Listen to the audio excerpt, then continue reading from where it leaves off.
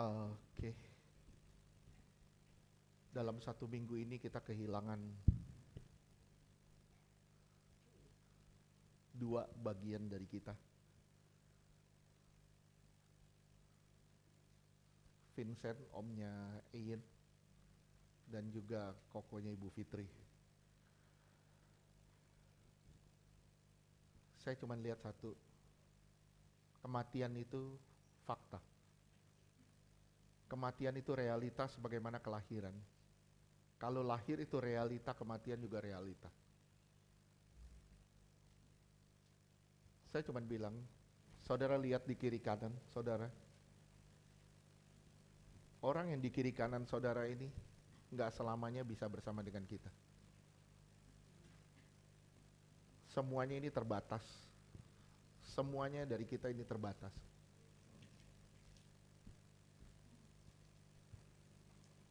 Kadang hal yang tidak diduga, jujur hal yang tidak diduga, tadi saya ngobrol juga sama Ibu Fitri, kematiannya juga tidak terduga, kokonya. Omnya Ian, Vincent yang saya yakin semua tahu, sering datang juga ke sini, itu juga sangat terduga, orang lagi tidur.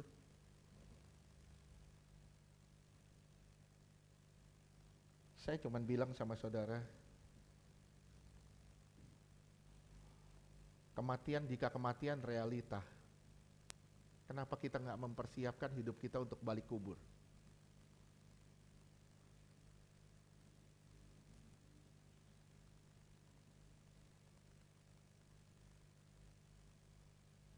Hari ini mungkin kita bisa berduka. Mungkin suatu hari nanti orang lain bisa berduka karena kehilangan kita.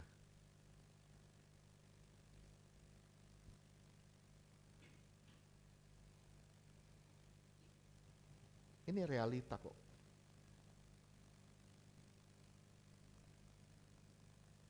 Yang terpenting bagaimana kita mempersiapkan diri kita untuk berhadapan dengan Allah. Itu yang paling utama. Itu yang paling utama. Bagaimana saudara dan saya ini mempersiapkan diri untuk berhadapan dengan yang kekal. Bagaimana saudara mempersiapkan diri untuk mempertanggungjawabkan semua apa yang saudara kerjakan selama di dunia.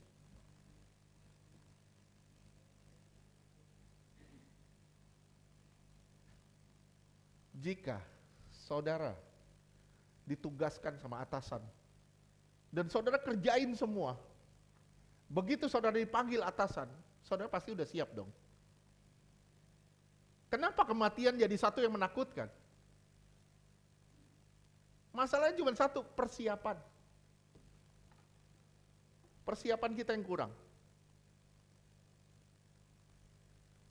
Kita nggak siap untuk menghadapi kekekalan kok.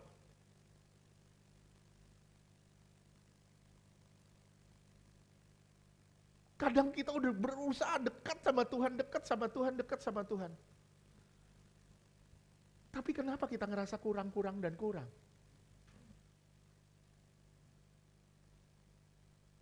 Saya ngalamin hari Jumat kemarin, dan itu terulang tadi.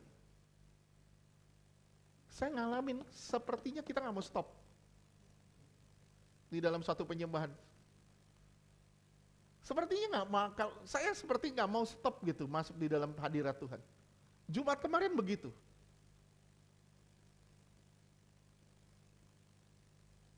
Rasanya satu punya keinginan mulai Jumat kemarin. Saya sampai bilang sama istri saya, rasanya pengen masuk doa semalaman.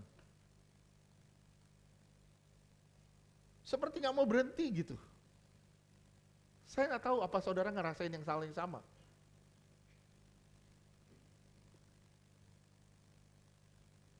Saya cuma bilang sama saudara ya, bahaya sekali jika saudara merasa hadirat Tuhan itu sesuatu yang membosankan. Bahaya. Ketika saudara bilang, aduh penyembahannya kelamaan, saya cuma bilang, rohanimu dalam bahaya. Bahaya banget. Kenapa saya bilang begitu? Karena suatu hari saudara berhadapan di sana, kerjaan saudara cuma satu, firman sama penyembahan kok. Kalau saudara nggak mempersiapkan penyembahan di sini, saudara nggak akan siap di sana.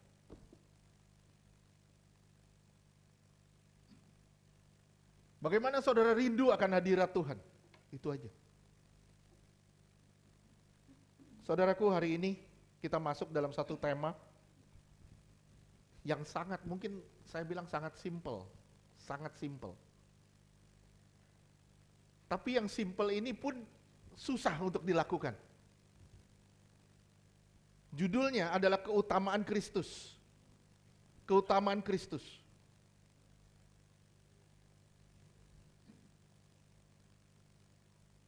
Saudara tahu, Yesus itu adalah jawaban dari pergumulan di perjanjian lama. Betul gak sih?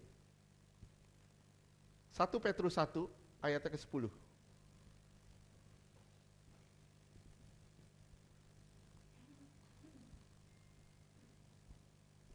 1 Petrus 1 ayat 10, keselamatan itulah yang diselidiki dan diteliti oleh nabi-nabi yang telah bernubuat tentang kasih karunia yang diuntukkan bagimu. Nabi-nabi menyelidiki di perjanjian lama. Tapi itu diberikan kepada kamu. Makanya Yesus bilang jangan memberikan mutiara kepada babi atau anjing. Kenapa? Percuma.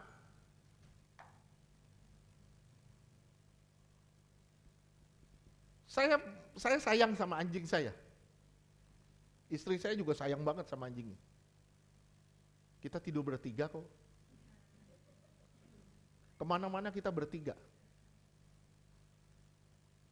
Tapi kalau saya kasih cincin berlian, apa dia bisa menghargai? Percuma. Dia nggak ngerti apa itu berlian. Dia nggak ngerti apa itu mutiara.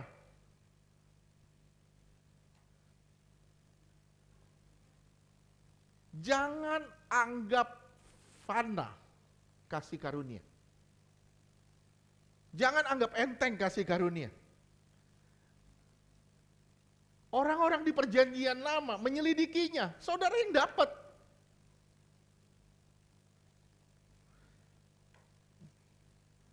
Permasalahannya sekarang, sudahkah Yesus jadi jawaban dari pergumulan utama kita? Coba saudara selidiki deh. Udah belum Yesus itu jadi jawaban dari setiap pergumulan kita? Saya nggak bilang pergumulan soal uang ya. Saya nggak bilang pergumulan soal biaya retret, enggak. Pergumulan saudara apa? Waduh Pak, utang Pak. Pergumulan saudara apa? Makanan Pak. Itu bukan pergumulan. Pergumulan utama saudara adalah kehidupan yang kekal. Keselamatan yang dicari bangsa-bangsa, itu yang saudara dapat. Dan saudara harus berjuang sampai ke sana. Itu pergumulan utama kita. Saudara harus tahu dulu pergumulan utama saudara. Jujur, kita sering tersaru. Kalau pergumulan itu adalah ketersediaan fasilitas selama saudara di dunia. Jika pergumulan kita adalah fasilitas-fasilitas itu, dan Yesus kita anggap sebagai jawabannya, dan Yesus kita anggap sebagai jawabannya, bukankah Yesus sedang kita peralat? Bukankah Yesus sedang kita peralat sebagai pemuas kebutuhan kita selama di dunia? Ngerti gak sih maksudnya? Ya, kalau pergumulan saudara tentang fasilitas tok, selama saudara di dunia, dan Yesus itu jawabannya, saya cuma bilang sama saudara, Yesus akan saudara peralat kok. Saudara jadikan dia peralat, pemuas kebutuhan saudara saja. Begitu saudara gak dapat apa yang saudara mau, saudara nyalain dia. Tuhan gak ada di pihak saya, Tuhan jahat sama saya. Saya cuma bilang, inikah kekristenan?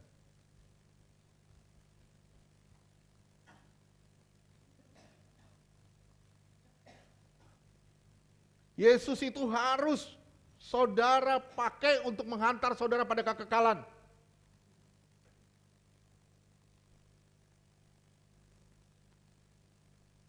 Kalau tidak begitu, saudara akan deskripsikan Yesus hanya sebagai pribadi yang baik.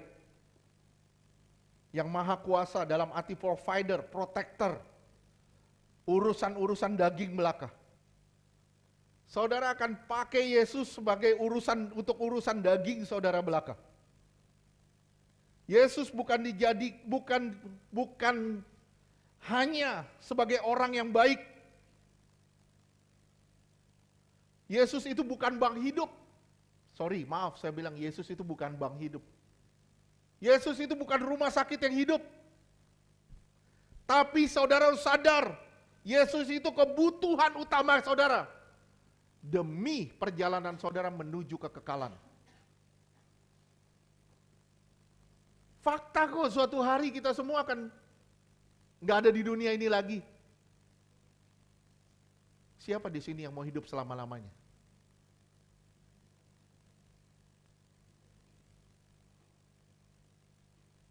Saudara bilang, saya mau hidup selama-lamanya, hadapin debt collector. Berani nggak bisa bilang, aku mau hidup selama-lamanya?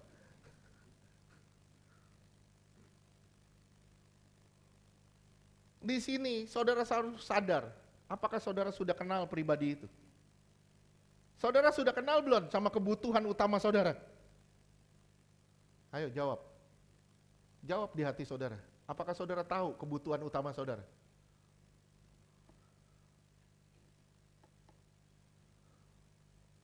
Tahu nggak sih kebutuhan utama saudara apa saat ini? Keselamatan kan? Percuma saudara punya semuanya. Saudara punya mobil mewah, punya rumah bagus, punya segala-galanya. Saudara punya istri, punya anak, punya semuanya. Dan saudara tidak berkekurangan. Percuma saya bilang, kalau saudara tidak punya keselamatan. Percuma. Kenapa? Pada waktu harinya datang, kita nggak bisa ngomong apa-apa selain Tuhan ampuni aku.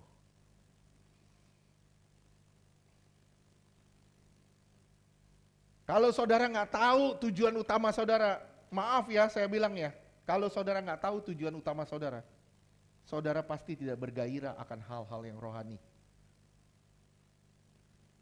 Saudara pasti nggak bergairah sama hal yang rohani. Karena saudara belum memiliki tujuan yang jelas.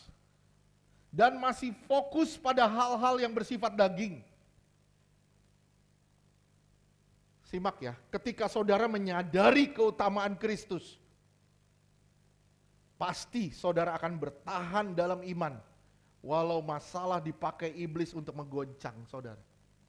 Saudara akan tetap bertahan dalam iman, walau iblis pakai masalah itu untuk goncang iman saudara. Saudara bilang, saya tetap bertahan. Saya tetap mengucap syukur dalam segala hal. Kenapa? Karena saudara menyadari Kristuslah yang utama.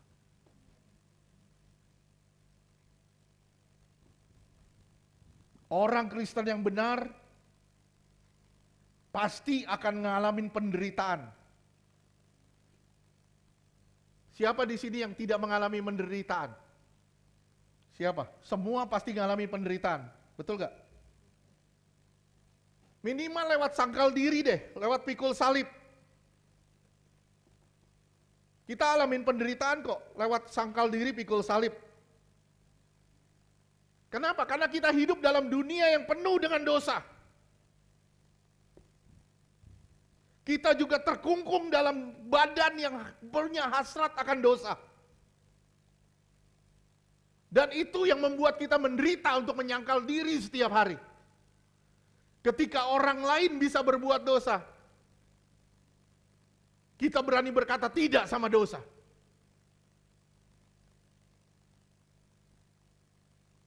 Itu gak mudah. Kalau saudara gak mengutamakan Kristus di atas segala-galanya, saya bilang gak mudah. Saudara mungkin gampang baca firman. Saudara bilang, sangkal diri, pikul salib, ikut aku. Saudara gampang, coba jalanin. Kalau saudara gak jadikan Tuhan segala-galanya, itu susahnya minta ampun. Benar. Bahkan saya bilang kalau saudara nggak jadikan Tuhan segala-galanya itu mustahil. Sangkal diri.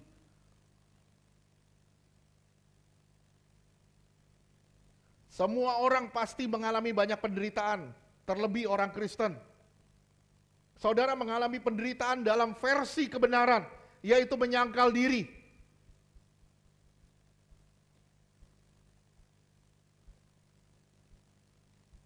Orang bisa bersungut-sungut. Orang Kristen yang benar tidak lepas dari segala jenis penyangkalan diri.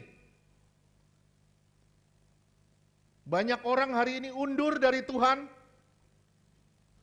karena alasan-alasan yang sepertinya tidak masuk akal. Sepertinya alasan-alasan yang tidak masuk akal. Undur dari Tuhan. Kenapa? Tuhan gak jawab doa gue mundurlah dari Tuhan. Kalau Tuhan gak jawab doa saya akan cari Tuhan lain.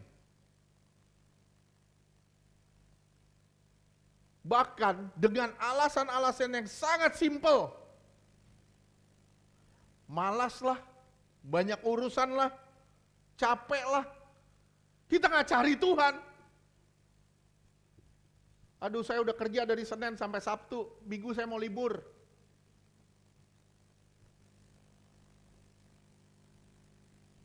Saya cuma bilang ya sama saudara ya, saudara gak ngerti keutamaan Kristus. Kalau saudara tahu keutamaan Kristus, saudara mau kerja Senin sampai Sabtu, Minggu pasti saudara kasih buat Tuhan. Dan hari-hari saudara pasti saudara kasih buat Tuhan. Pekerjaan saudara pun memuliakan Tuhan. Saya bilang sama saudara, kalau saudara tidak mengutamakan Kristus, hidup saudara pasti banyak alasan dengan hal-hal yang rohani. Banyak banget alasannya. Sibuk. Sorry, maaf. Keluarga saya banyak acara. Karena keluarga saya keluarga pengacara. Jadi tiap minggu ada aja acaranya, ada alasannya. Kenapa? Karena saudara tidak mengutamakan Kristus. Iman kita tidak didasarkan pada kehebatan Allah. Bahaya luar biasa yang telah menyelamatkan.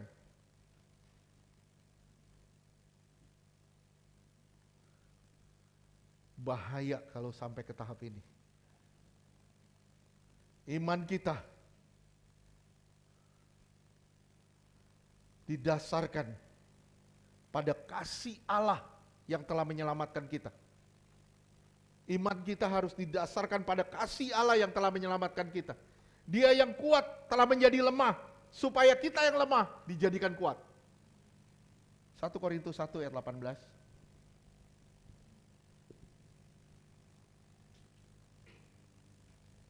Satu Korintus 1 ayat 18. Sebab pemberitaan tentang salib memang adalah kebodohan bagi mereka yang akan binasa, tetapi bagi kita yang diselamatkan, pemberitaan itu adalah kekuatan Allah. Bodoh yang bagi dunia ya. Bodoh lo. Udahlah ikut gue jalan-jalan, ikut gue lah happy-happy. Bagi dunia kita bodoh. Bagi mereka yang binasa kita bodoh. Tapi kalau saudara mengutamakan Tuhan, saudara adalah orang-orang yang dipakai Tuhan dan berhikmat luar biasa. 23. 1 Korintus 1 ayat 23. 1 Korintus 1 ayat 23. Tetapi kami memberitakan Kristus yang disalibkan. Lihat, Kristus yang lemah yang kami beritakan. Kristus yang lemah yang kami beritakan. Untuk Terus? orang-orang Yahudi suatu batu sandungan. Bagi orang Yahudi itu batu sandungan. Terus? Dan untuk orang-orang bukan Yahudi suatu kebodohan. Lihat ya, bagi orang Yahudi itu sandungan. Bagi orang bukan Yahudi itu kebodohan. Kenapa? Lu masa Tuhan lu disalib? Tuhan lu lemah banget. Tuhan lu gak bisa bikin apa-apa. Bahkan orang yang di sebelah kiri Yesus bilang, kalau engkau Tuhan turun, selamatkan dirimu, selamatkan juga kami. Udah mau mati aja masih bodoh. Betul gak sih? Saudara bisa ketawa loh. Tapi banyak orang udah mau mati juga masih bodoh. Wah Pak, saya belum mau mati Pak, saya belum mati, saya masih sehat. Tahu nggak saudara? Vincent itu meninggal lagi tidur, nggak bangun lagi.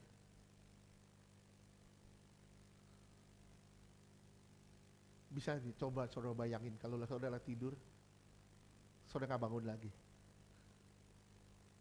Wah Pak, kalau gitu mulai malam ini saya nggak tidur.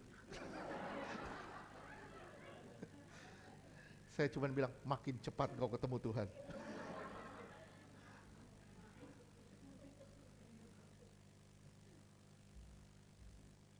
Hati-hati ya, hati-hati. Hidup kita kayak uap loh. Hari ini ada, besok bisa nggak ada. Hari ini kita sehat, tiba-tiba bisa hilang begitu aja.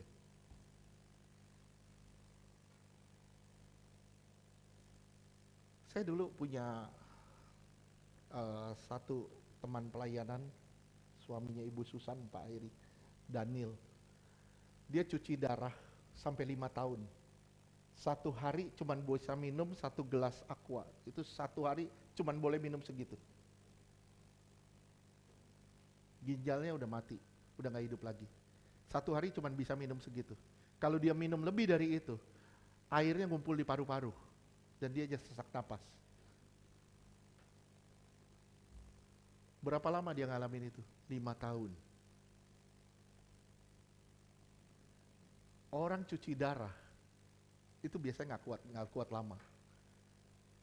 Dia bisa ngelewatin 5 tahun. Dan dia ngelihat orang-orang yang sehat itu lewat duluan. Orang-orang yang sehat lewat duluan.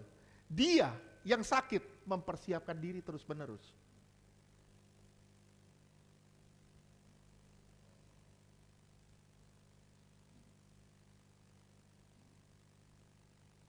Saya berharap saudara mengerti apa itu keutamaan Kristus. Ya, jika saudara alami keutamaan Kristus, tujuan yang benar pasti saudara beribadah. Bukan karena kewajiban. Saudara beribadah bukan karena kewajiban. Ah, kalau minggu saya wajib harus beribadah. Kenapa? Sudah tradisi, Pak. Dari sekolah minggu, itu hari minggu, itu harinya Tuhan. Itu jadi kewajiban, bukan karena kecintaan. Kalau saudara cinta Tuhan, saudara akan giat masuk dalam hadirat Tuhan.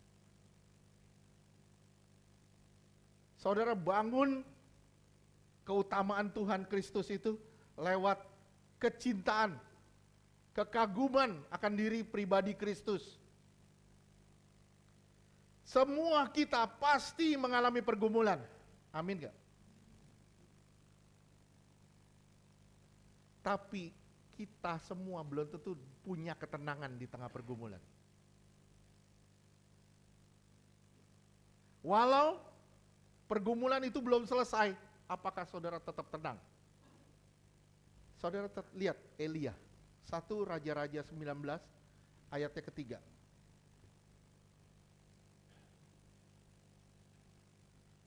1 Raja-Raja 11 ayat 3. 19. 1 Raja-Raja 19 ayat 3. Maka takutlah ia, lalu bangkit dan pergi menyelamatkan nyawanya, dan setelah sampai ke Berseba yang termasuk wilayah Yehuda, ia meninggalkan bujangnya di sana.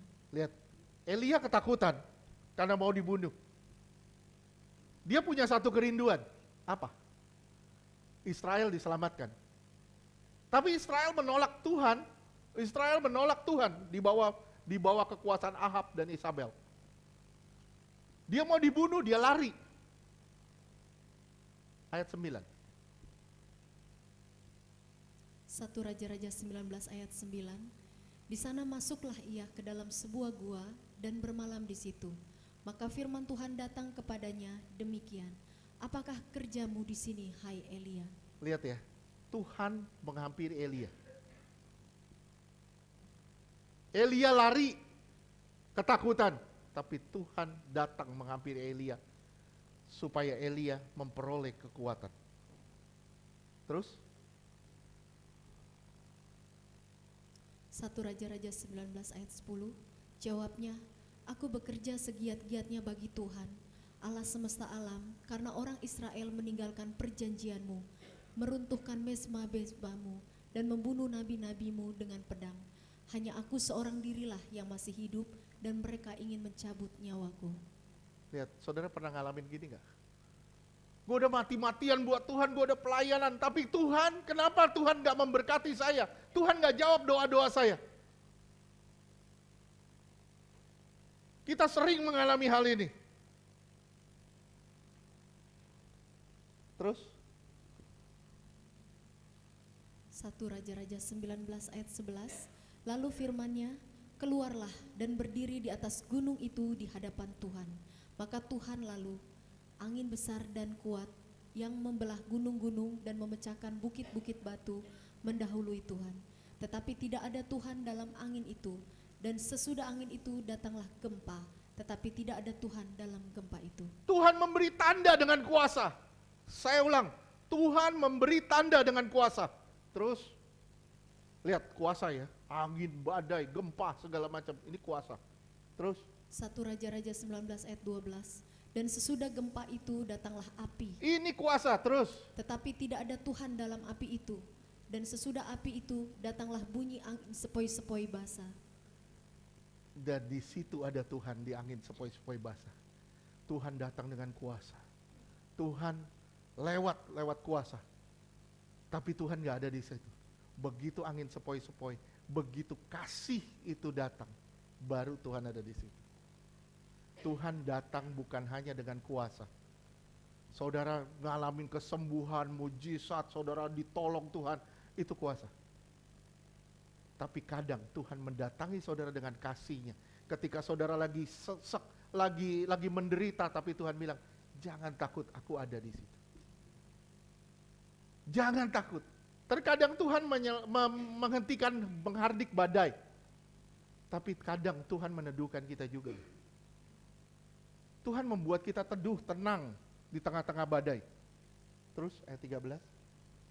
1 Raja-Raja 19 ayat 13, segera sesudah Elia mendengarnya, ia menyelubungi mukanya dengan jubahnya, lalu pergi keluar dan berdiri di pintu gua itu. Maka datanglah suara kepadanya yang berbunyi, apakah kerjamu di sini, hai Elia? Lihat, saya ngomong sama saudara, Elia bertemu Tuhan gak? Bertemu Tuhan gak? Masalahnya beres gak? Masalahnya beres gak? Saudara baca lanjutannya, Israel bertobat gak? Enggak. Sampai dia digantikan dengan Elisa. Ngerti gak? Ngerti ya? Tapi Tuhan membuat Elia tenang dan percaya kalau Tuhan ada. Yang tadinya ketakutan sembunyi. Yang tadinya ketakutan sembunyi. Begitu firman Tuhan datang, dia keluar dan dia percaya kalau Tuhan menyertai dia. Bisa ngerti dah? Masalahnya selesai dah? Enggak, masalahnya enggak selesai, tapi Elianya selesai. Sekarang Ayub. Ayub ngalamin, anaknya diambil, hartanya diambil. Betul gak? Betul? Ayub ketemu Tuhan. Anaknya hidup lagi gak? Hartanya balik lagi gak? Yang dulu? Enggak, tapi Tuhan gantikan berkali lipat. Betul gak? Anaknya gak hidup lagi. Hartanya yang dulu gak balik lagi. Tapi Tuhan menyelesaikan Ayub. Sampai Ayub mengutamakan Kristus, mengutamakan Allahnya. Dia mengenal Tuhannya. Ayub ketemu Tuhan, anaknya pun gak balik. Tapi dia jadi teduh dengan kenal Tuhan. Simak ya, berjumpa dengan Tuhan bukan berarti masalahmu otomatis selesai. Tolong garis bawahi. Berjumpa dengan Tuhan bukan berarti masalahmu otomatis selesai. Tapi ketika saudara berjumpa dengan Tuhan, akulah yang selesai dengan urusan daging. Ketika aku berjumpa dengan Tuhan, masalahku belum tentu selesai. Tapi akunya yang selesai dengan urusan dengan daging. Aku selesai urusan dengan daging. Dan inilah yang Tuhan mau sebenarnya. Pertanyaan saya sama saudara, saudara udah berjumpa Tuhan belum?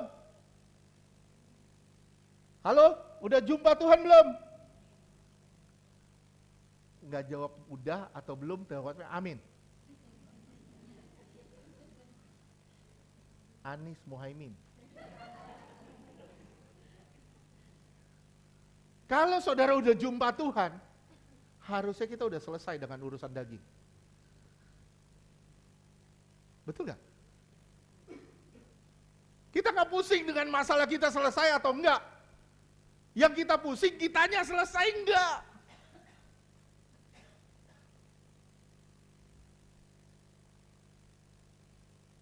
Saya berharap saudara ngerti apa yang saya ngomong ini. Saya udah ngomong dengan bahasa Indonesia.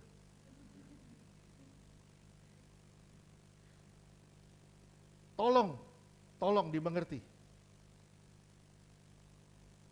Ingat ya, gereja itu sudah menaburkan kebenaran. Saya udah berbusa-busa ngamburin kebenaran buat saudara. Tapi apa semua di sini cinta Tuhan? Cinta Tuhan enggak? Cinta. Apa saudara benar-benar sudah mengutamakan Tuhan?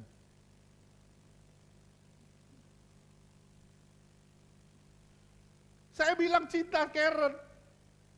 Tapi kalau saya nggak ngutamain dia, gombal saya.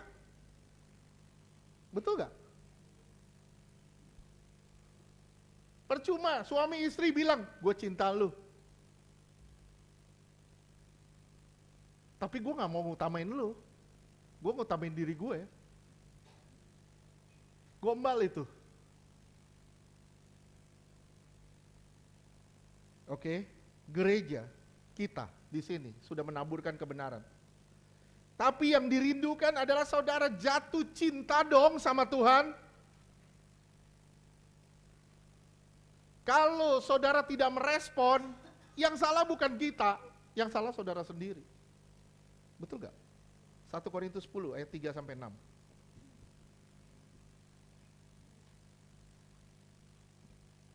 Korintus 10 ayat 3. Mereka semua makan makanan rohani yang sama. Saudara makan makanan rohani yang sama loh. Semua di sini dapat bagian yang sama. Betul? Terus? 1 Korintus 10 ayat 4. Dan mereka semua minum minuman rohani yang sama. Saudara dapat firman yang sama, saudara dapat hadirat Tuhan yang sama. Terus? Sebab mereka minum dari batu karang rohani yang mengikuti mereka. Dan saudara dipenuhi dengan Roh Kudus yang sama. Terus? Dan batu karang itu ialah Kristus. Terus? 1 Korintus 10 ayat 5. Tetapi sungguh pun demikian, Allah tidak berkenan kepada bagian yang terbesar dari mereka, karena mereka ditewaskan di padang gurun.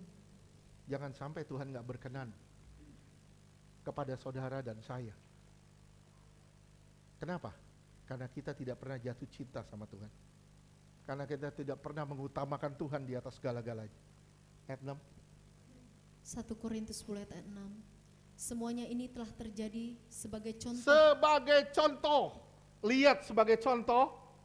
Terus? Bagi kita untuk memperingatkan Untuk kita. peringatan buat saudara. Terus? Supaya jangan kita menginginkan hal-hal. Supaya saudara jangan lagi menginginkan hal-hal yang jahat. Terus? Seperti yang telah mereka perbuat. Jangan lagi menginginkan hal yang jahat. Kalau saudara mau berubah, berubahlah dengan sungguh-sungguh. Utamakan Tuhan di atas segala-galanya. Jika saat ini saudara belum sadar akan keutamaan Kristus, simak ya, kalau saat ini kita belum sadar akan keutamaan Kristus, maka kita punya resiko jadi Kristen yang kendor. Saudara tahu kendor? Kendor tahu? Kaos kaki kalau kendor kayak apa? melorot.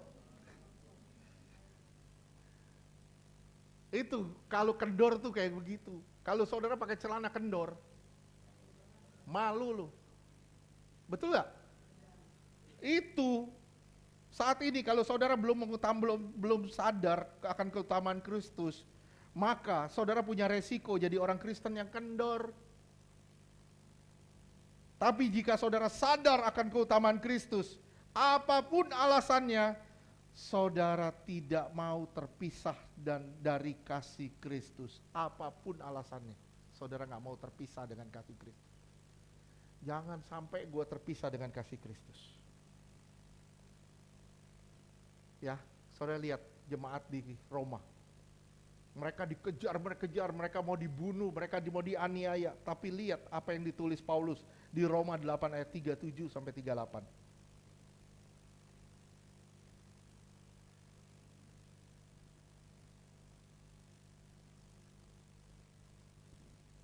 Roma 8 ayat 7. Roma 8 ayat 37 39. Ya. Roma 8 ayat 37. Tetapi dalam semuanya itu kita lebih daripada orang-orang yang menang oleh Dia yang telah mengasihi kita. Oke, terus kita lebih dari orang yang menang. Lihat. Ya. Lebih dari seorang pemenang. Menang pemilu, menang caleg, dan kita lebih dari itu. Kita lebih dari pemenang itu. Bisa bayangin kalau saudara menang undian, saudara bikin apa? Nggak mungkin saudara menang undian loncat dari lantai 30. Begitu saudara menang undian pasti saudara bersyukur. Saudara ngerasa saudara dapat sesuatu. Kalau saudara percaya Tuhan, nih dengar ya, saudara lebih dari seorang pemenang itu. Ya, bahasa Yunaninya hipernikemon. Saudara udah tahu, pemenang itu Nike, merek sepatu, Nike. Itu artinya pemenang. Oke, ayat 38. Roma 8 ayat 38. Sebab aku yakin bahwa baik maut maupun hidup, baik malaikat-malaikat maupun pemerintah-pemerintah, baik yang ada sekarang maupun yang akan datang. Terus, apapun tidak bisa memisahkan aku dari kasih Kristus. Terus, Roma 8 ayat 39. Atau kuasa-kuasa baik yang di atas maupun yang di bawah ataupun suatu makhluk lain tidak akan dapat memisahkan kita dari kasih Allah yang ada dalam Kristus Yesus Tuhan kita. lihat, nggak akan ada yang bisa memisahkan aku dari kasih Allah yang ada di dalam Kristus Yesus. Baru ketemu cowok ganteng dikit, ninggalin Tuhan. Bilangnya, tidak ada yang bisa memisahkan aku dari kasih Allah. Baru digoda sama perut six pack, udah jatuh meletoy. Baru ketemu cewek cakep dikit, udah lemah.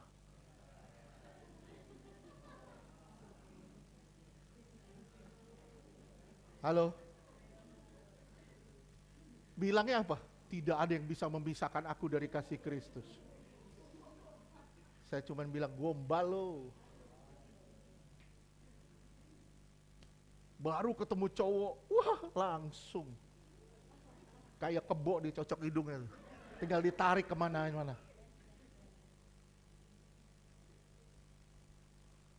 Bilangnya, wah tidak ada yang bisa memisahkan aku dari kasih Kristus.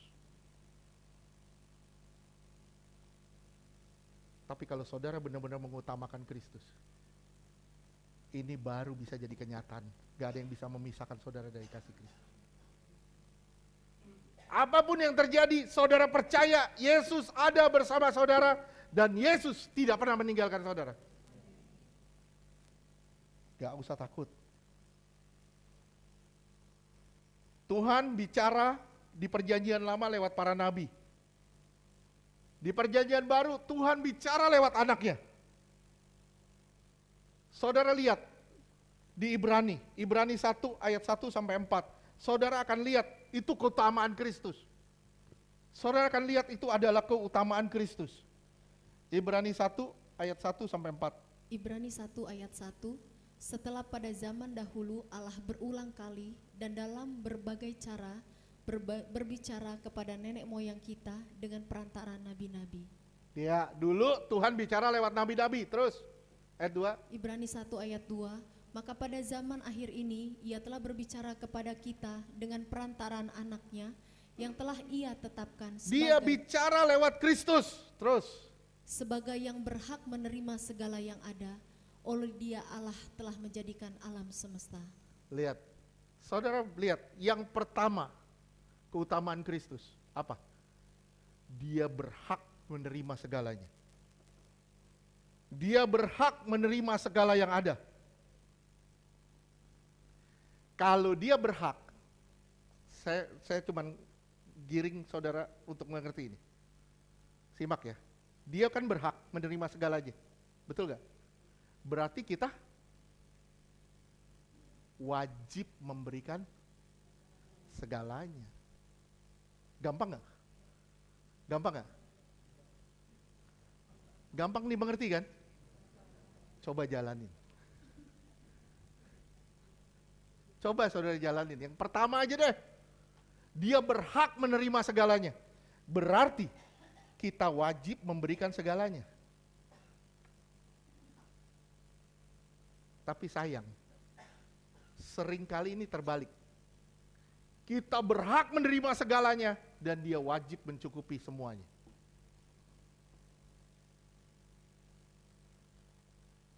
Saya tanya sama saudara, saudara sadar gak kadang kita membalikkan keadaan ini? Sadar gak? Kerjaan kita kan satu, minta. Ketika Tuhan gak kasih, sungut. Dumel. Kerjaan kita cuma satu, minta. Dan seakan-akan Tuhan itu wajib mencukupkan kebutuhan kita. Kalau sampai ke tingkat ini, saudara nggak mengutamakan Kristus. Simak ya, pemberian itu tidak lepas dari hati. Simak ya, di mana hati kita berada, atau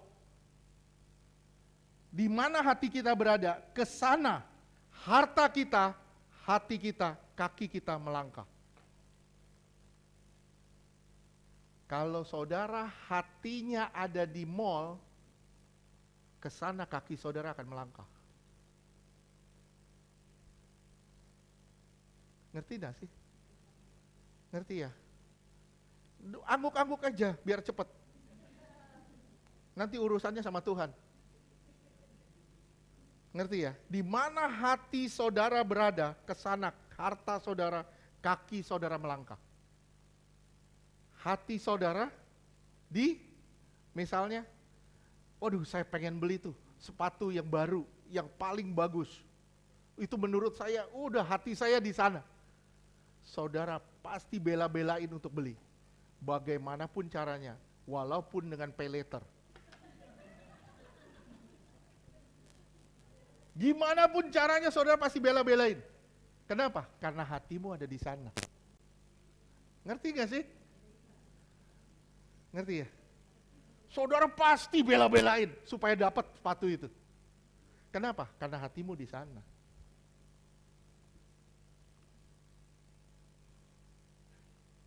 Saya dulu pernah dibilang begini, lu tiap hari ketemu Karen waktu pacaran?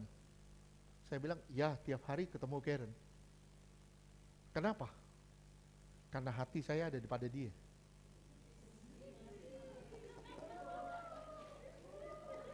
Dulu saya belum serumah, makanya saya kurus. Karena pulang pergi. Tapi begitu sekarang udah serumah, saya mendok di rumah. Jadi betelor begini. Saudara lihat ya. Di mana hatimu berada, ke sana kakimu melangkah. Dan di mana hatimu berada, ke sana hartamu juga melangkah. Kalau saudara hatinya tidak di Tuhan, mau kasih persembahan lu berat banget dah, percaya dah. Saudara akan timbang 55.000. Saya timbang, berat mana, berat mana, berat mana. Kenapa? Saudara timbang, kenapa? Karena hatimu bukan di Tuhan. Kalau hatimu di Tuhan, berapapun buat Tuhan, gue jabanin. Kenapa? Hati saya sudah buat Tuhan. Saya berharap saudara bisa ngerti apa yang saya ngomong. Kristus bukan hanya raja atas bangsa, tapi dia raja atas segala sesuatu. Ingat, Kristus itu bukan raja atas suatu bangsa, tapi dia raja atas segala sesuatu. Raja atas segalanya. Dia berhak menerima keutamaan dari kita.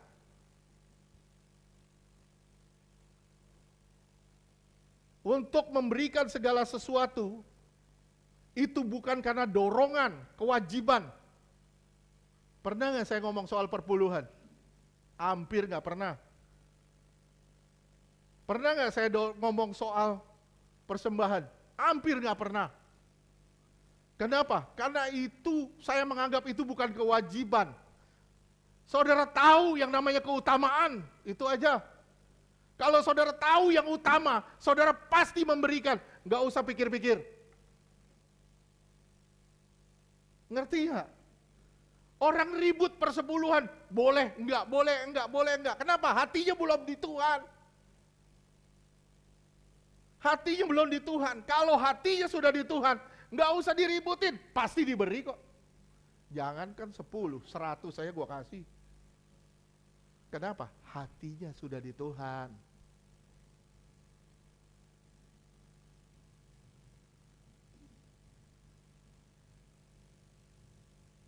Lihat ya. Persembahan itu tindakan wajar yang berangkat dari kecintaan. Persembahan itu tindakan wajar yang berangkat dari kecintaan, bukan dari kewajiban. Ibadah itu berangkat dari kecintaan, bukan kewajiban. Banyak orang, maaf saya ngomong, banyak orang lengket dompet. Bukan karena hikmat, tapi nggak tahu mengutamakan Kristus. Lengket dompet, tahu nggak? Mau buka susah banget dompet. Kenapa? Karena nggak tahu mengutamakan Kristus. Tidak kagum akan Kristus. Ini bahaya. Please, mengerti. Tuhan berhak menerima segala-galanya. Tuhan berhak menerima segala-galanya. Ayo sama-sama kita ngomong. 3, 2, 1.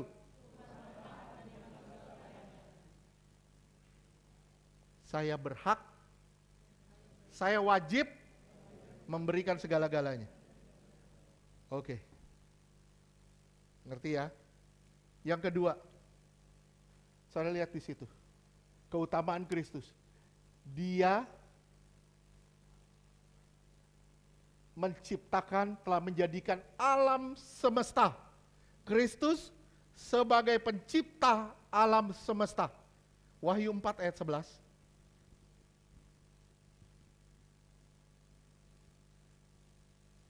Wahyu 4 ayat 11. Ya Tuhan dan Allah kami, Engkau layak menerima pujian dan hormat dan kuasa. Terus. Sebab Engkau telah menciptakan segala sesuatu, dan oleh karena kehendak-Mu semuanya itu ada dan diciptakan. Oke. Saya tanya sama saudara, saudara ciptaan atau pencipta? Tapi masalahnya banyak orang percaya tidak menyadari kalau dia ciptaan. Dia mulai menciptakan Allah dengan versi dia. Banyak orang percaya menciptakan Allah dengan versinya, dengan konsepnya sendiri. Dia nggak ngerti apa yang namanya ciptaan dan pencipta. Saya ini ciptaan, dia itu pencipta.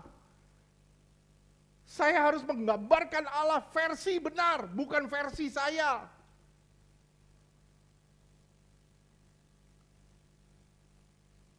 Tuhan jangan diciptakan menurut rupa dan gambar kita. Tapi kitalah yang diciptakan menurut rupa dan gambar Dia. Halo, ngerti? Sekali lagi saya ulang, jangan ciptakan Tuhan menurut rupa dan gambar kita. Tapi kita harus dicipta menurut rupa dan gambar Dia. Sehingga kita tidak bisa memperalat Dia untuk kepentingan kita. Nggak bisa. Kesalahan ini membuat manusia jadi penyembah berhala. Membuat berhala dengan tangannya sendiri, versinya. Membuat Tuhan versi saya. Bukan saya dijadikan versi Tuhan, tapi saya menciptakan Tuhan versi saya. Yang ketiga,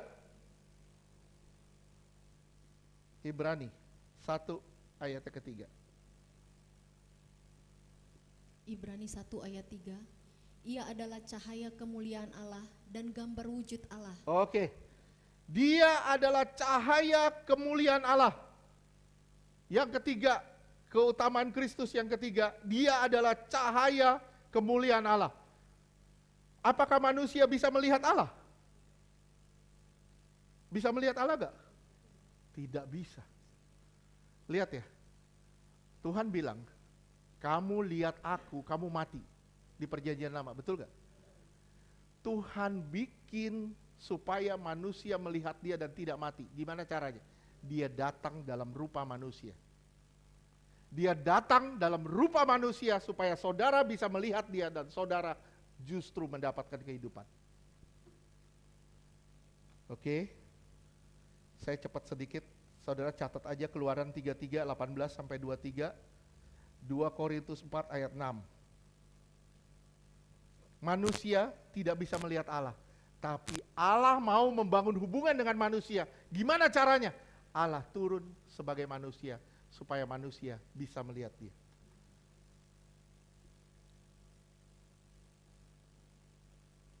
Ngerti ya? Ngerti? Saya mungkin gini, saya mungkin nggak bisa ngelihat Allah.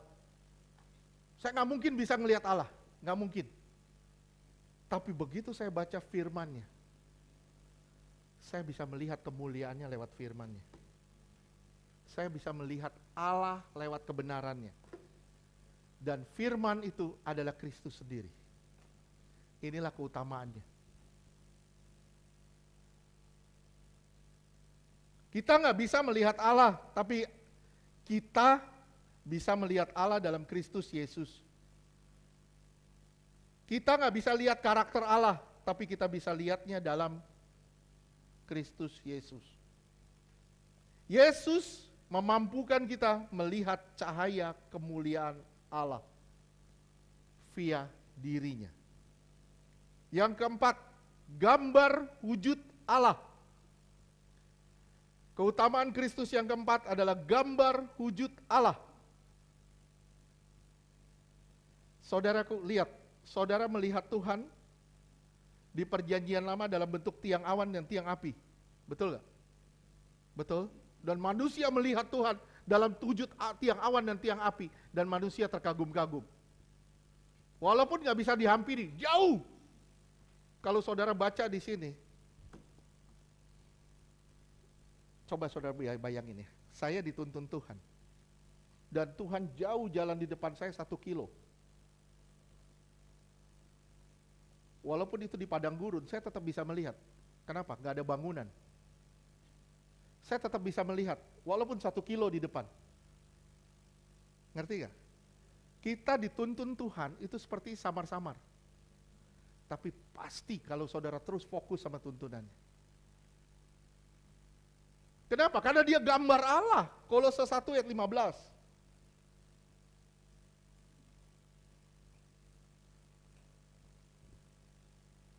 Kolose 1 ayat 15.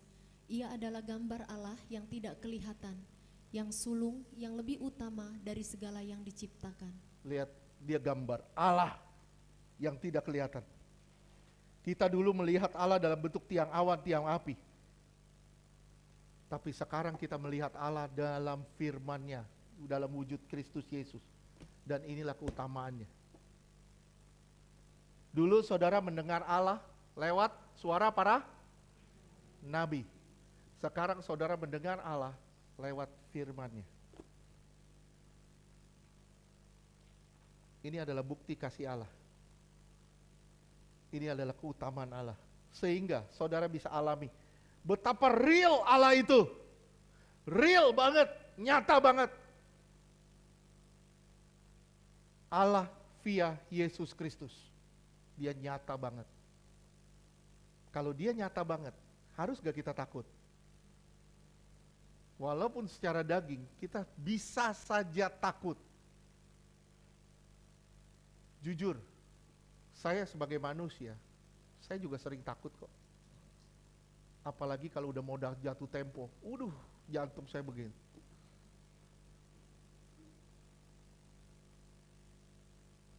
Sampai Tuhan suruh retret, saya bilang, aduh Tuhan jangan lagi deh. Kenapa? Secara daging saya takut, jujur. Tapi Tuhan menuntun kita secara nyata, real, asal saudara mau berjumpa dengan dia setiap hari. Manusia dulu mengharapkan Firdaus, tapi sekarang saudara diberi jalan sama Tuhan lewat Yesus. Dia menuntun saudara pada Yerusalem yang baru. Dulu manusia berharap masuk Firdaus, berharap masuk sorga. Di halaman juga gak apa-apa. Sampai pemazmur bilang apa? Lebih baik 1 hari di pelataran Tuhan daripada 1000 hari di tempat lain. Betapa indahnya pelataran Tuhan. Pelataran. Tapi Tuhan memberi akses masuk ke Yerusalem baru, ke langit baru, bumi baru. Bukankah ini satu hal yang indah? Yang kelima, Ibrani 1 ayat 3. Ibrani 1 ayatnya ketiga.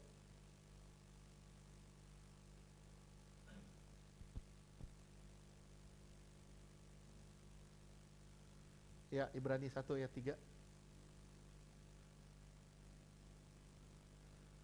Ia adalah cahaya kemuliaan Allah dan gambar wujud Allah, dan menopang segala yang ada dengan firman-Nya. Dia gambar wujud Allah dan menopang segala yang ada dengan firman-Nya. Ini keutamaan Kristus yang berikutnya. Dia menopang segala sesuatu dengan firman-Nya yang berkuasa. Menopang artinya membuat semuanya bergerak seperti tujuan diciptakan. Bergerak sesuai tujuan diciptakan. Bagaimana jika ini ditujukan kepada saudara dan saya? Saudara dikembalikan untuk bergerak pada tujuan saudara diciptakan. Dia topang saudara melewati lembah demi lembah.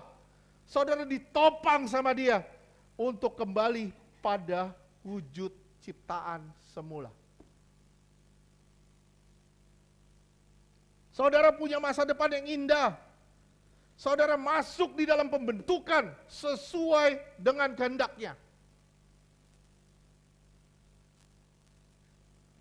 Siapa di sini yang lagi dibentuk sama Tuhan? Saya yakin semua di sini dibentuk Tuhan. Amin.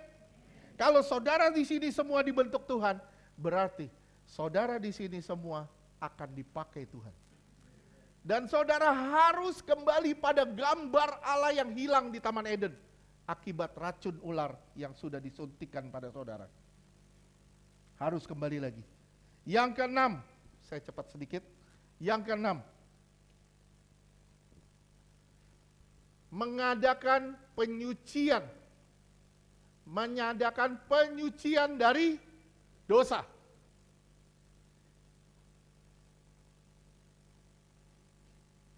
Bukan karena rindu, manusia rindu masuk surga atau takut masuk neraka. Tapi karena Tuhan rindu persekutuan dengan saudara. Dia sucikan saudara, dia bersihkan saudara. Supaya apa sih? Ayo saudara disucikan, supaya apa sih? Supaya saudara mau bertemu dengan dia dan bisa bertemu dengan dia. Kenapa saudara punya akses tapi saudara nggak mau? Dosa telah merombak tatanan ciptaan sehingga manusia tidak lagi sepenuhnya jadi manusia. Manusia nggak sepenuhnya lagi jadi manusia, tapi manusia sudah diracun oleh iblis. Jadi manusia iblis. Oke? Dan Tuhan mau mengembalikan manusia pada tatanan yang benar. Saudara harus disucikan dari dosa-dosa saudara. Amin. Yang ketujuh, yang terakhir. Dia duduk di sebelah kanan yang maha besar. Ini artinya apa? Mulia. Orang Israel selalu pakai perumpamaan duduk di sebelah kanan. Artinya mulia. Mulia. Dia mulia. Filipi 2 ayat 5-9.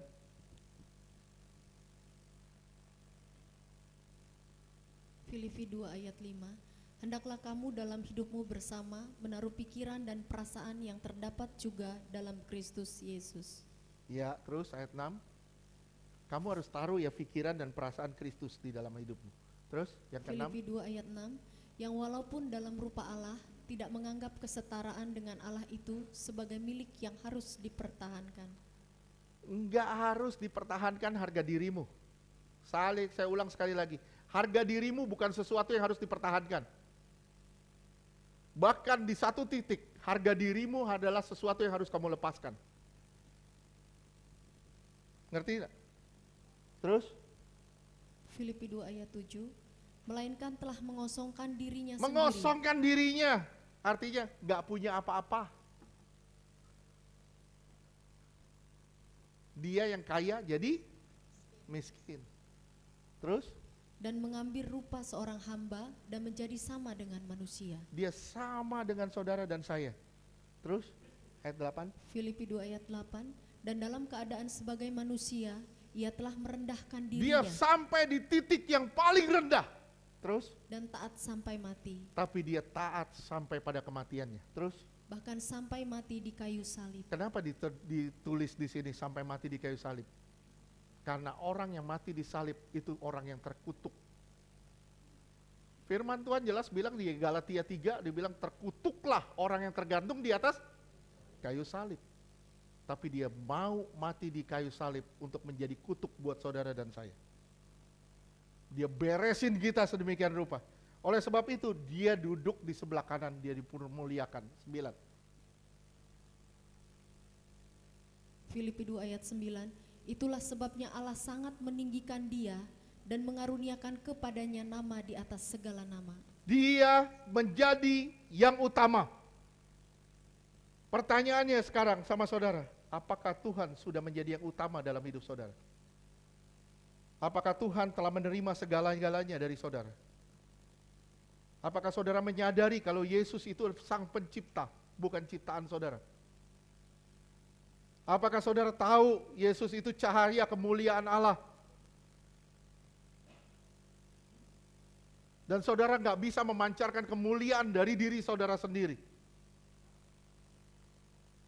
Yesus itu gambar wujud Allah. Saudara harus kembali pada gambar Allah yang hilang. Dia menopang segala sesuatu dengan firman-Nya, artinya dia menguatkan saudara, memampukan saudara untuk kembali pada gambarnya yang hilang itu. Dia menyucikan saudara dari dosa-dosa saudara.